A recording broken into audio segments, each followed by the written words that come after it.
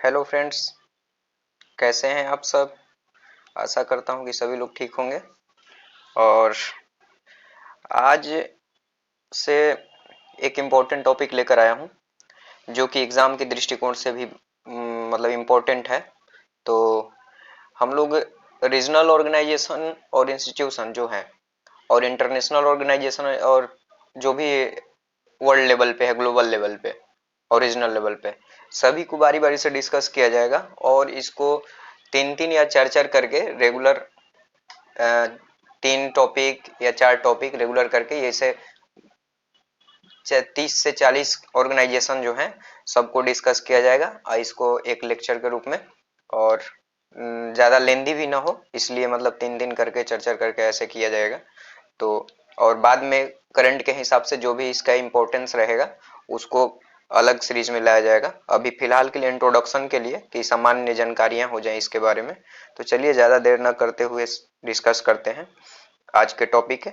पहला टॉपिक जो है सार्क है, जो कि आए दिन मुद्दे में रहता है।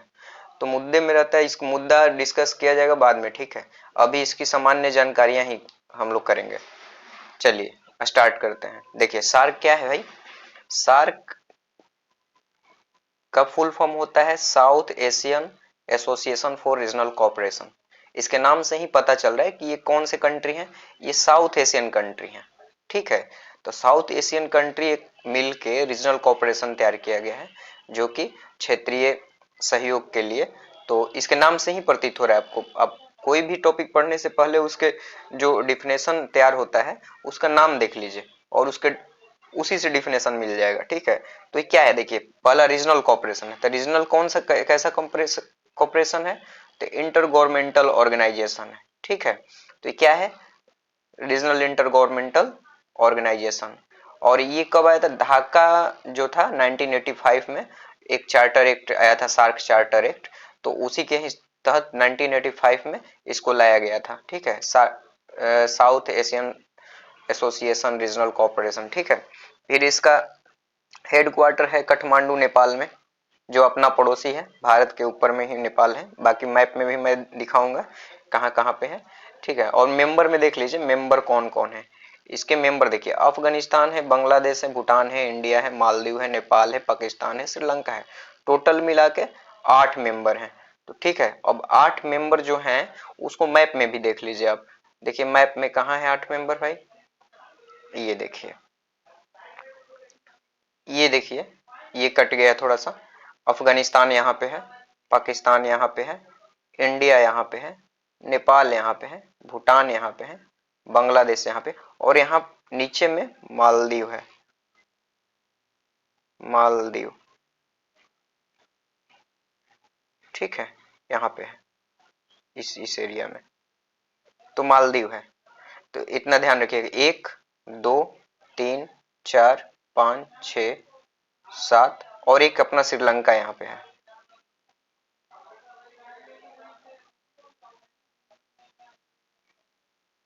ठीक है, तो कौन कौन हो गए भाई, अफगानिस्तान हो गए, पाकिस्तान हो गए, इंडिया हो गए, नेपाल हो गए, भूटान हो गए, बांग्लादेश हो गए, मालदीव हो गए और श्रीलंका हो गए। टोटल कितने हो गए, 8 हो गए। तो ये 8 मेंबर जो हैं ये सार्क कंट्री के मेंबर हैं, ठीक है। तो 1 2 3 4 5 6 7 8, इतना ध्यान रखिएगा। चलिए आगे बढ़ते हैं। अब देखिए एक बार फिर मेंबर में देख लीजिए, अफगानिस्तान, बांग्लादेश, भूटान, इंडिया, मालदीव, नेपाल, पाकिस्तान, श्रीलंका, ठीक है।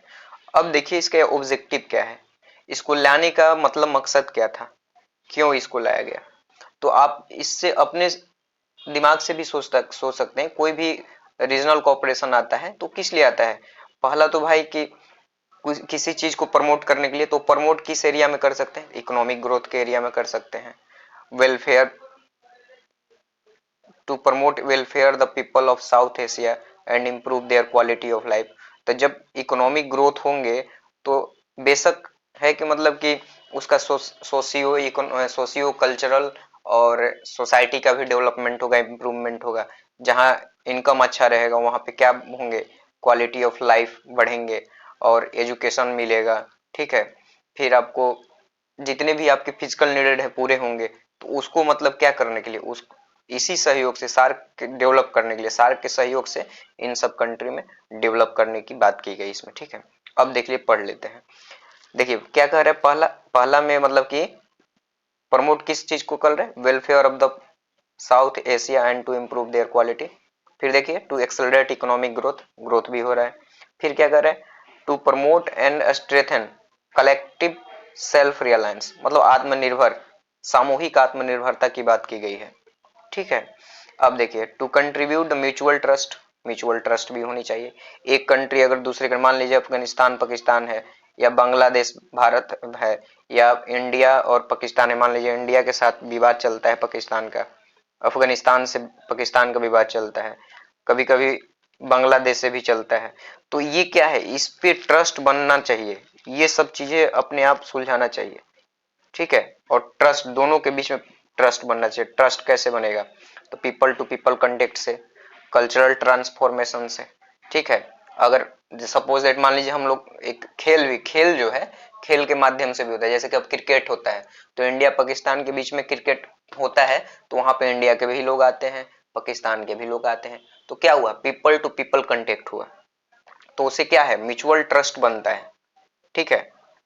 पारस्परिक जो विश्वास होता है, बिलीफ होता है, ट्रस्ट जो होता है वो बढ़ता है, तो ये एक माध्यम हो गया। चलिए आगे बढ़ते हैं। फिर देखिए to promote active collaboration and mutual assistant in economic, social, cultural, technical and scientific field, किसमें कोलेबोरेशन करने की, सहयोग करने की बात की गई, तो इकोनॉमिक एरिया में, सोशल एरिया में, कल्चरल एरिया में, टेक्निकल टेक्नोलॉजी में, साइंटिफिक फील्ड में, ठीक है। तो इसको क्या कहेगा, प्रमोट करने की बात की गई। तो ये अपने मिल के सभी मतलब के जो मेंबर हैं वो अपना ये काम करेंगे, ऑब्जेक्टिव पर अपना काम करेंगे कि कोलैबोरेशन बना रहे और इस पे इम्प्रूव होता रहे, किसी को किसी चीज की कमी ना हो, ठीक है। फिर आगे देखिए to strengthen cooperation among themselves in international forum, ठीक है। एक कॉमन इंटरेस्ट अगर किसी का है किसी इशू पे, तो उसको इंटरनेशनल फोरम पे चल के हम अपने आप में ले चलेंगे और सबका मतलब कि कोलेबोरेशन के साथ उसको इशू को एक इंटरनेशनल प्लेटफॉर्म पे हम लोग उठाएंगे, ठीक है। अब जैसे टेररिज्म की बात हो गई, इन्वायरमेंट प्रोटेक्शन की बात हो गई, क्लाइमेट चेंज की बात हो गई, ठीक है। तो इन सब चीजों को क्या करना है, हमको अपना एक कॉमन इंटरेस्ट बनाकर उसको प्लेटफॉर्म पर ले चलना है, इंटरनेशनल प्लेटफॉर्म पे और फोरम पे बात करना है, डिस्कस करना है, उस इश्यू को सुलझाना है, तो ये चीज भी है। चलिए आगे बढ़िए और देखिए और क्या कह रहे हैं, to cooperate with international and regional organization, cooperate क्या करना है भाई, इंटरनेशनल और रीजनल ऑर्गेनाइजेशन दोनों को, ठीक है, साथ में मिलके कोऑपरेट करना है। इतना समझ में आ गया कि क्या होता है सार्क और क्या मेंबर हैं, उनका ऑब्जेक्टिव क्या है। तो चलिए आगे बढ़ते हैं, कुछ पॉइंट और भी डिस्कस इसमें करते हैं। देखिए अब क्या है, सार्क कंट्री जो है इसमें लगभग 3% पूरे वर्ल्ड के एरिया के लोग मतलब शामिल हैं, और 21% ऑफ द वर्ल्ड पॉपुलेशन यहाँ पे, जैसे 3% एरिया है पूरे वर्ल्ड का, तो पूरे वर्ल्ड के 3% एरिया जो है ये सार्क कंट्री का है, तो इसमें 21% क्या है, इनके पॉपुलेशन है, केवल इनके पॉपुलेशन 3% एरिया वाले का पॉपुलेशन 21% है, और इनकी पूरे ग्लोबल इकोनॉमी में, ग्लोबल इकोनॉमी है, इकोनॉमी पूरे ग्लोबल इकोनॉमी में इनकी भूमिका जो है 3.8% है, तो बहुत बड़ी बात है। 3.8% ये 8 कंट्री मिलकर इनकी भूमिका बन रही है, और तो बहुत बड़ी बात है। तो चलिए आगे बढ़ते हैं। इतना समझ में आ गया कि सार्क में कौन कौन से हैं, मेंबर कौन है, इसका ऑब्जेक्टिव क्या है, किस एरिया में है, ठीक है, मैप के माध्यम से भी समझा दिए हैं। चलिए आगे बढ़ते हैं, एक टॉपिक और डिस्कस किया जाए, इसका नाम है एशियान। एशियान का मतलब होता है association of south east Asian country. क्या कह रहा है, एसोसिएशन ऑफ साउथ ईस्ट, तो साउथ ईस्ट में हमारे मैप में आप लोग देखिएगा, तो साउथ ईस्ट में कौन कौन से कंट्री हैं तो वो देखिए, ठीक है, पहले देख लिया जाएगा, आगे बढ़ते हैं। इसके ये कैसा ऑर्गेनाइजेशन है भाई, कैसा एसोसिएशन है, तो ये पॉलिटिकल एंड इकोनॉमिकल एसोसिएशन है। इसकी स्टेब्लिशमेंट जो हुई थी 1967 में हुई थी, ठीक है। कब हुई थी, 1967 में आसियान का गठन हुआ था, फिर इसके फाउंडिंग मेंबर में कौन थे जो इसको लाने की बात की गई थी कि किए थे, तो इंडोनेशिया हो गए, मलेशिया हो गए, फिलीपाइंस हो गए, सिंगापुर हो गए, थाईलैंड हो गए। ठीक है, तो ये हो गए आपके फाउंडिंग मेंबर किसके, एशियान के। फिर हेडक्वार्टर देखिए, हेडक्वार्टर जकार्ता इंडोनेशिया में ही है। ठीक, फिर इसके मेंबर रिसेंट टाइम में जो मेंबर है ये देखिए, Indonesia, Malaysia, Philippines, Singapore, Thailand, Brunei, Cambodia, Laos, Myanmar, Vietnam. ये कौन सी कंट्री हैं, ये साउथ ईस्ट एशियन नेशन है। ठीक है, अब आइए मैप में देख लेते हैं थोड़ा सा इसको, फिर इसके बाद इन पर डिस्कस किया जाएगा। अब देखिए यहाँ पे मैप है, एक मैप है, तो मैप में क्या है, म्यांमार है देखिए एक, Thailand 2, Singapore 3, Indonesia 4, Malaysia 5, Cambodia 6, Vietnam 7, Brunei 8, Philippines 9। ये टोटल कितने कंट्री हो गए, 9 कंट्री। यहाँ पर भी देखिए 1 2 3 4 5 6 7 8 9 और 10 कंट्री है टोटल। वियतनाम में देखिए 1 2 3 4 5 6 7 8 9 और एक 10 कंट्री कहीं छूट रही है। चलिए देख लीजिएगा इसमें। ठीक है, तो लाओस जो छूट रहा है, तो लाओस को आप लोग देख लीजिएगा, नीचे में लाओस है, यहाँ पे कट गया है, यहाँ लाओस है इधर कहीं। चलिए आगे बढ़ते हैं। फिर अब देखिए इकोनॉमिक क्या हो रहा है इसमें, एम क्या है, पहला तो इकोनॉमिक ग्रोथ करने के लिए देखिए यहाँ पे लिखा है पॉलिटिकल एंड इकोनॉमिकल ऑर्गेनाइजेशन है, तो इकोनॉमिक ग्रोथ इसकी प्रायोरिटी होनी चाहिए। ठीक है, फिर सोशल डेवलपमेंट, फिर socio cultural evolution among its member, इन मेंबर के बीच में सोशियो कल्चरल इवोल्यूशन होना चाहिए। ठीक है, फिर प्रोटेक्शन ऑफ रीजनल स्टेबिलिटी, जो रीजनल स्टेबिलिटी बना है, क्षेत्रीय स्थिरता बनी रहे, उसको भी संरक्षण करना है ताकि बनी रहे।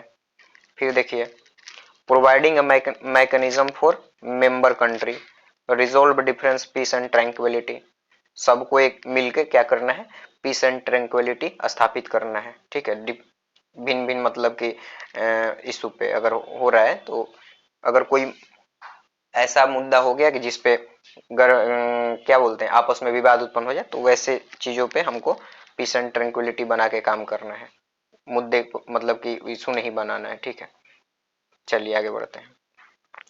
फिर देखिए यह क्या है, एक शब्द है एशियान वे, इसका मतलब है doctrine of that the member countries will largely mind their own business when it comes to internal matters. ठीक है, ये क्या करना है, जो भी एशियान वे का मतलब है कि ऐसा ये एक ऐसा मतलब कि ये डॉक्ट्रिन है जो कोई भी मेंबर कंट्री, कोई भी, ठीक है, अगर इंटरनल मैटर होता है तो उसका वो अपने आप से सुलझाएगा। ठीक है, खुद से सुलझाने की होना चाहिए, तो उसमें इंटरफेरेंस हमको नहीं लेना है, दूसरे को एक दूसरे से इंटरफेरेंस नहीं करना है। ठीक है, अगर वो चाह रहा है शेयर करना कि हमारा ये मैटर है, हमको कैसे सुलझाना चाहिए, तो आप उसको हेल्प कर सकते हैं। ठीक है, अब मान लीजिए कोई मदद मांग रहा है तो उसको हेल्प करना बनता है, बाकी हम किसी के सोवर्निटी में दखल अंदाजी नहीं देंगे, चाहे वो कुछ भी हो। ये तो होना चाहिए सभी कंट्री के लिए। ठीक है, जब वो डिमांड कर रहा है कि हाँ भाई हम इस सिचुएशन में फंसे हैं, अगर हमारा ये मैटर है, इंटरनल मैटर में हम सुलझ नहीं पा मतलब वो उलझ गए हैं, कैसे इसको सुलझाएं, तो आप वहां पे उसका मदद कर सकते हैं।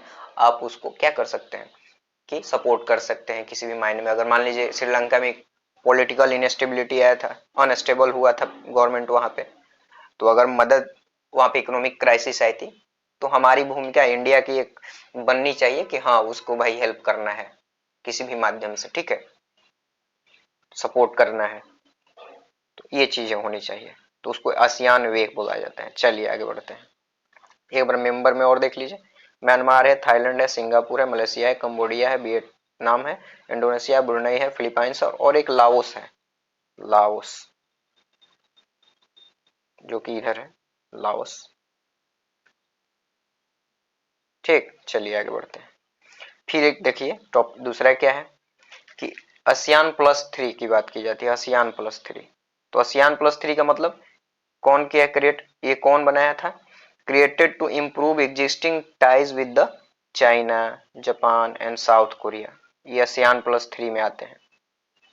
ठीक है, ASEAN+3 का मतलब ये हो गया, चाइना, जापान और साउथ कोरिया। चलिए, ASEAN नेशंस ये क्या है, सिंगल कंट्री है, जो कि ये पूरे वर्ल्ड के सातवां लार्जेस्ट एसोसिएशन मतलब कि कंट्रीज हैं, सभी मिला के सातवां लार्जेस्ट कंट्री में आते हैं। इनके ऊपर 6 हैं। ठीक है, तो इसमें क्या है, इंडिया FTA विद ASEAन सिंस 2010 में, 2010 में इंडिया को फ्री ट्रेड एग्रीमेंट इन लोगों के साथ मतलब कि मिला था। ठीक है, तो इंडिया मेंबर नहीं है, इतना ध्यान रखिएगा, इंडिया ASEAन का मेंबर नहीं है। यहाँ पे देख लीजिए आप, इंडिया कहीं है, नहीं है। चलिए आगे बढ़ते हैं। तो क्या है, इतने मेंबर आते हैं और इंडिया को क्या कहा गया है। ठीक है, इंडिया जैसे सेक्टरल पार्टनर है, सेक्टरल पार्टनर मतलब 1992 में ASEAN का सेक्टरल पार्टनर था, जिसमें डायलॉग पार्टनर 1996 में एक समिट हुआ था और 2002 में भी एक समिट हुआ, तो वहां पे क्या हुआ, इसको सेक्टरल पार्टनर के रूप में लगे कहा गया। ठीक है, कि मतलब कि पार्टनर बन सकते हैं, पार्टनरशिप में आ सकते हैं। ठीक, जिसको ऑब्जर्वर भी बोला जाता है। ठीक, चलिए आगे बढ़ते हैं फिर। देखिए यहाँ पे भी दिखाया है कि इंडिया क्या है, FTA विद ASEAन मतलब फ्री ट्रेड एग्रीमेंट के लिए इसको 2010 में भी वो किया गया था। पहले कब किया गया था, सेक्टरल पार्टनर बनाया गया था 1992 में, फिर एक डायलॉग हुआ। ठीक है, 1996 में, फिर एक समिट हुआ था लेबल पार्टनर का, वो 2002 में, फिर 2010 में FTA एग्रीमेंट जो शामिल हुआ, मतलब कि साथ में इंडिया के और ASEAN कंट्री के साथ ये सब हुआ, फिर 2018 में भी हुआ। तो ये पार्टनर है, मेंबर नहीं है। चलिए आगे बढ़ते हैं। अब एक टॉपिक और आई है, जो ऑर्गेनाइजेशन है उसका नाम है एपेक। ठीक है, एपेक क्या है भाई, एपेक देखिए, इसका मतलब है एशिया पैसिफिक इकोनॉमिक कोऑपरेशन। क्या है, एशिया पैसिफिक मतलब एशिया और पैसिफिक, जो प्रशांत महासागर, पैसिफिक किसको बोलते हैं, प्रशांत महासागर, तो प्रशांत महासागरीय रीजन, यानी कि नाम से ही प्रतीत हुए एशिया और पैसिफिक ओशियन के वाले क्षेत्र का जो रीजन का जो कंट्री होंगे, इन दोनों को मिला के क्या हो गया, एक एपेक बना, जो इसमें इकोनॉमिक कोऑपरेशन हो। समझ गए, कौन कौन से, एशिया, एशियन कंट्री कुछ है, कुछ पैसिफिक और रीजन वाले कंट्री हैं, तो इन लोगों को मिला के इकोनॉमिक कोऑपरेशन करने की बात की गई, और दोनों को मिला के क्या बोला बना गया, एशिया पैसिफिक इकोनॉमिक कोऑपरेशन। ये कब, ये रीजनल इकोनॉमिक फोरम है। ठीक है, ये 1989 में हुआ था एस्टेब्लिशमेंट इसका। ठीक है, चलिए, हेडक्वार्टर कहाँ है, सिंगापुर। अब देखिए इसमें कौन कौन आते हैं, पहले यहाँ पे देखिए 21 मेंबर इसमें जो शामिल हैं, उसमें नाम है ऑस्ट्रेलिया, ब्रुनेई, ठीक है, Canada, Chile, people of republic of China, Hong Kong, China, Indonesia, Japan, republic of Korea, Malaysia, Mexico, New Zealand, Papua New Guinea, Peru, Philippines, Russian federation, Singapore, Chinese Taipei और थाईलैंड एंड USA। टोटल कितने member हो गए, 21 member. इसको map में भी देख लिया जाए। मैप में देखिए, मैप में देखिए रसिया, ठीक है, people of republic of China, Japan, republic of Korea, Chinese Taipei, Hong Kong China, जिसको चाइना, हांगकांग को चाइना का ही पार्ट माना जाता है, ताइपे को भी, Thailand, Vietnam, Brunei, republican of Philippines, Malaysia, Singapore, Papua New Guinea, Australia, Chile यहाँ पे है, साउथ अफ्रीका वाली साउथ अमेरिका वाली कंट्री रीजन में, ठीक है, और Peru, Mexico, United State, Canada. ठीक है, तो ये कौन सा रीजन है, पैसिफिक वाला रीजन है, पैसिफिक ओशियन रीजन। ये कौन है, एशियन रीजन है, ये ऑस्ट्रेलिया अपने आप में है एक। तो अब देख लीजिए कि ये जो शामिल हुए, कनाडा, यूनाइटेड, ऑस्ट्रेलिया 1989 में, ब्लू वाले में कौन है, 1991 में, 1993 में कौन है, मैक्सिको, 1994 में कौन है, चिले, 1998 में ये आ गए, रसिया आ गई, ठीक है, वियतनाम आ गया, पेरू आ गया, तो इतने हैं। चलिए अब आगे बढ़ते हैं, एम क्या है इसके, एम देखिए, एम है to promote free trade throughout the Asia Pacific region, मतलब कि एशिया पैसिफिक रीजन में, एशिया और पैसिफिक रीजन में फ्री ट्रेड की बात की गई पूरे रीजन में। फिर एपेक क्या हुआ, इसका देखिए अब क्या है, half of the world trade, मतलब 60% ऑफ द ग्लोबल ट्रेड, ये क्या है 60% ऑफ द ग्लोबल ट्रेड के बराबर 60% है, 100 में 60% ये लोग हैं एपेक कंट्रीज, ठीक है। चलिए आगे बढ़ते हैं, सॉरी, हाँ और देखिए इसमें क्या है कि ये it's established in response to the grouping interdependence of Asia Pacific economics and advent of regional trade bloc and other part of the world। किस चीज की बात कर रही है, कर रहा है रीजनल ट्रेड, ठीक है, रीजनल ट्रेड की बात किया गया है, इसको बढ़ाने की बात की गई है, प्रसार की बात किया गया है इस रीजन में। चलिए कि मतलब उसको स्टेबल किया जाए जाना चाहिए। फिर देखिए, to fears that highly industrialised Japan would come to dominant economic activities in Asia Pacific region, एक डर बना हुआ है, फियर्स है लोग मतलब कंट्रीज में कि जापान जो G8 कंट्री है वो बहुत हेवी हाईली इंडस्ट्रियलाइज है, तो हो सकता है कि वो डोमिनेंट कर ले एशिया पैसिफिक रीजन में, तो इसीलिए इसको डेवलप करना चाहिए और भी ज्यादा, ठीक है। तो ये कहने की बात ही है। फिर आगे देखिए, to establish new market for agriculture product और raw material beyond Europe, Europe से हट के, यूरोप के परे जो है हमको एक एग्रीकल्चर मार्केट बनाना चाहिए, जो रॉ मटेरियल के लिए जो इस्टेब्लिश करना चाहिए, जो हमारे लिए मतलब कि एक मतलब इम्पोर्टेंस रखता हो, उसका महत्वपूर्ण मतलब योगदान हो। तो अब मान लीजिए कि इस रीजन में एग्रीकल्चर मार्केट बनेगा, तो हम हमारे जो ये वाला रीजन है तो उस पर डिपेंडेंसी रहेगी, कहीं और भी डिपेंडेंसी नहीं रहेगी, तो ये इसको इस्टेब्लिशमेंट करने की बात की गई है, न्यू मार्केट की बात की गई है, ठीक है। अब देखिए नोट में कुछ चीजें हैं जो कि हैं, ये देखिए, इंडिया के एस्पेक्ट में पर्सपेक्टिव व्यू से क्या है कि इसको रिक्वेस्ट किया गया था एपिक ने, रिसीव मतलब पहले रिक्वेस्ट किया था इंडिया कि आपको आइए मतलब कि करिए, तो उसको सपोर्ट करने के लिए जापान, यूएसए और ऑस्ट्रेलिया अगुवाना ने किया था, बाकी इसको मेंबरशिप नहीं मिला। तो फिर देखिए क्या कर रहा है, official have decided not to allow India to join for various reason considering that India does not border the Pacific Ocean which all current member do. देखिए कहने का मतलब ये है कि जो कि इंडिया का बॉर्डर जो है पैसिफिक ओशियन से नहीं है, लड़ता है, इसलिए इंडिया को इसमें अलाउ नहीं किया जाएगा। अब जो जिस एशियन कंट्री का पैसिफिक ओशियन से बॉर्डर टच है, चाहे जिस कंट्री का है, तो वो पैसिफिक रीजन में आएंगे, ठीक है। तो यही कहने का तात्पर्य है, इसीलिए इसको इंडिया को अलाउ नहीं किया गया। बाकी और क्या किया भाई कि इसको ऑब्जर्वर स्टेट के लिए फर्स्ट टाइम नवंबर 2011 में इसको बुलाया गया था, ठीक है, इनवाइट किया गया था 2011 में इंडिया को ऑब्जर्वर स्टेट के रूप में, ठीक। बाकी मेंबरशिप के लिए अलाउ नहीं है। चलिए आज के लिए इतना ही, और थोड़ा सा इसमें देख लीजिए, वर्ल्ड मैप में एशियान यहाँ पे है, सार्क यहाँ पे है, ठीक है। एपेक कंट्री कहाँ है भाई, तो एपेक कंट्री देखिए, एक रीजन ये हो गया पैसिफिक का, ठीक है, और एक रीजन ये हो गया, तो ये वाला रीजन जो चाइना रशिया ये सब वाला रीजन एपेक कंट्री है, तो एपेक कंट्री यहाँ पे आएंगे। चलिए आज के लिए इतना ही, और नेक्स्ट वीडियो में हम लोग कुछ और टॉपिक इसका डिस्कस करेंगे, रीजनल और इंटरनेशनल ऑर्गेनाइजेशन का। तब तक के लिए ही चलिए, धन्यवाद।